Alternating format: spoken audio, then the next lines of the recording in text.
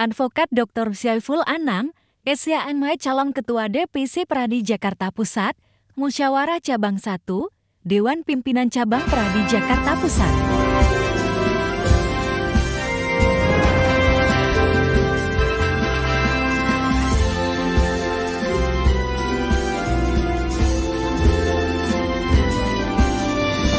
Jadi visi misinya sebagai calon ketua DPC Pradi Jakarta Pusat apa ketua? Mohon dijabarkan.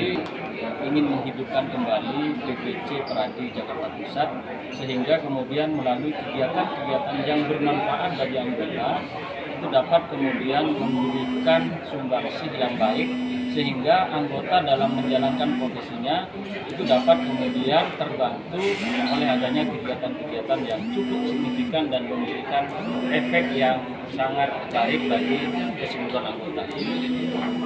Pak, kira-kira kandidatnya hanya 2, Pak? Ya, jadi Dr. Syaiful Anam SMH seperti itu. Harapan kedepannya Bapak, kalau Ya, Pak. seandainya Bapak terpilih bagaimana? Harapan gimana Pak? Ya, harapan saya karena ini cabang DPC Pradi Ya, Pak. Jakarta Pusat, maka saya harapkan semua anggota itu dapat solid dan juga membangun solidaritas.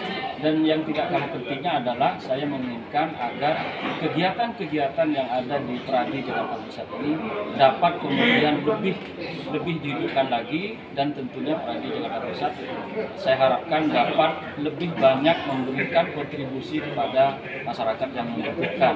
Utamanya saya akan mengaktifkan terkait dengan adanya lembaga bantuan hukum Pradi Jakarta Pusat, dan juga saya akan mengaktifkan kegiatan-kegiatan seperti webinar dan kegiatan-kegiatan lain yang dibutuhkan oleh keseluruhan anggota. Selain itu juga saya akan mengadakan kerjasama dengan seluruh perusahaan yang ada di ruang lingkup Pradi Jakarta Pusat, dalam hal ini yang berada di ruang lingkup Jakarta Pusat, sehingga kemudian kontribusi dari mereka juga dapat kemudian dirasakan oleh kalangan advokat. Jadi selama ini yang terdapat kekurangan itu kan persoalan dana. Maka saya kira persoalan dana ini dapat kemudian diambil melalui sharing maupun pundi-pundi pendapatan yang dapat dimaksimalkan dari pendapatan lainnya, tidak hanya melalui perpanjangan kartu saja. Saat ini kan kita hanya mengandalkan perpanjangan kartu.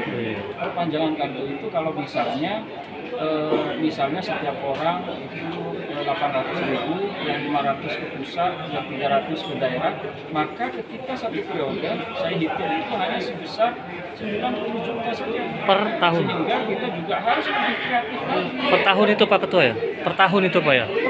Per 4 tahun. 4 tahun. Sehingga sangat kecil sekali. Kecil sekali.